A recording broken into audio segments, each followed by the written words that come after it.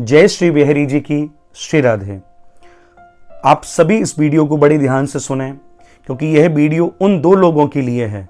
एक उनके लिए जो एग्ज़ाम देने के लिए जाएंगे और एक उनके लिए जो इंटरव्यू देने के लिए जाते हैं और उस इंटरव्यू में उन्हें सफलता प्राप्त नहीं होती। तो ये वीडियो उन दो लोगों के लिए है। आप बड़े ध्यान से इसे श्रवण करना।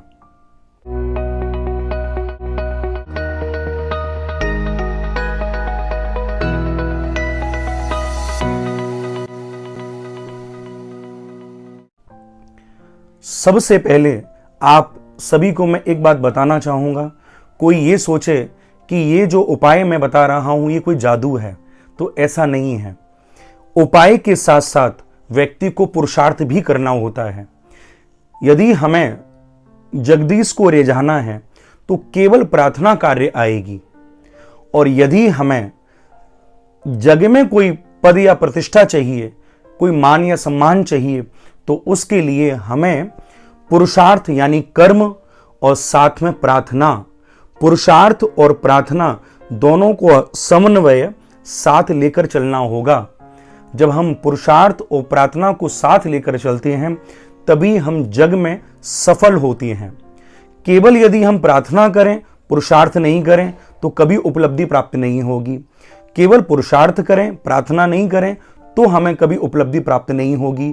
जग में यदि कुछ चाहिए तो पुरुषार्थ और प्रार्थना का समन्वय मिलाकर हमें चलना होगा। मैं छोटे से उदाहरण दो आपके आगे रखूंगा, आपको समझ में आ जाएगा। क्योंकि उदाहरण भी इसलिए क्योंकि आप उन्हें समझ सकें। एक डॉक्टर के पास हम जाते हैं, डॉक्टर जब ऑपरेशन करता है तो वो पुरुषार्थ करता है और मरीज के परिजनों को वो कहता है कि आप प्रार्थना करो। तो वहां ऑपरेशन थिएटर में वो पुरुषार्थ करता है, कर्म करता है, बाहर बैठे हुए परिजन प्रार्थना करते हैं, तो वहां सफलता प्राप्त होती है। तो बिना पुरुषार्थ और बिना प्रार्थना के कोई सफलता प्राप्त नहीं होती। आप एक वीडियो वायरल हुई थी, आप सभी के सामने वो वीडियो आई भी होगी। उस वीडियो में नीता अंबानी जो कि मुंबई इंडियंस की मालकिन थी, तो उस समय आपने देखा था कि मुंबई इंडियंस गेम खेल रहे हैं और नीता अंबानी प्रार्थना कर रही हैं। पुरुषार्थ तो टीम कर रही है लेकिन प्रार्थना उनकी मालकिन कर रही हैं। तो वहां आप सभी ने देखा कि उपलब्धि प्राप्त हुई और जिस लिए वो खेल रहे थे वहां उन्हें श्रेष्ठ पद मिला। कहने का भाव आपको समझ में आए कि पुरुषार्थ के संग प्रार्थना अनिवार्य है।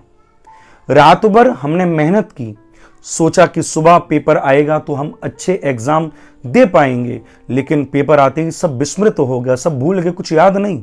अब हम बार बार सोच रहे हैं कि हमने याद किया था, उस समय याद क्यों नहीं आया।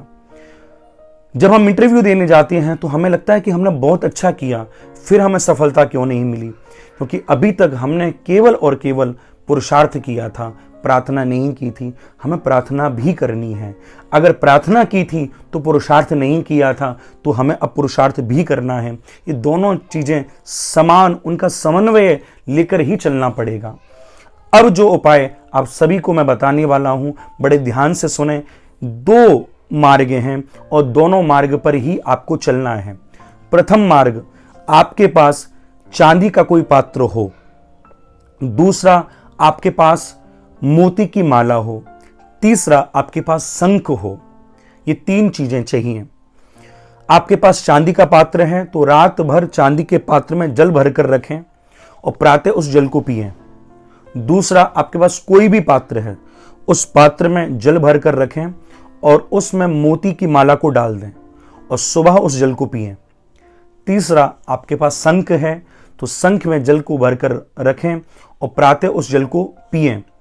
ऐसा आपको 7 दिन पूर्व करना है। आपका जब भी एग्जाम हो, एग्जाम की जो भी डेट हो, आपके इंटरव्यू की जो भी डेट हो, उससे 7 दिन पहले से इसे प्रारंभ कर दें। पहला मार्ग। दूसरा मार्ग, स्फटिक की माला लाएं और इस स्फटिक की माला में ओम ऐं सरस्वत्यै नमः, ओम ऐं सरस्वत्यै नमः, ओम ऐं सरस्वत्यै नमः, इस मंत्र का जाप स्फटिक की माला पर एक माला प्रातः ही करें। नहा धोकर स्नान आदि से निवृत्त हुए तो आसन पर बैठकर इस माला को करें।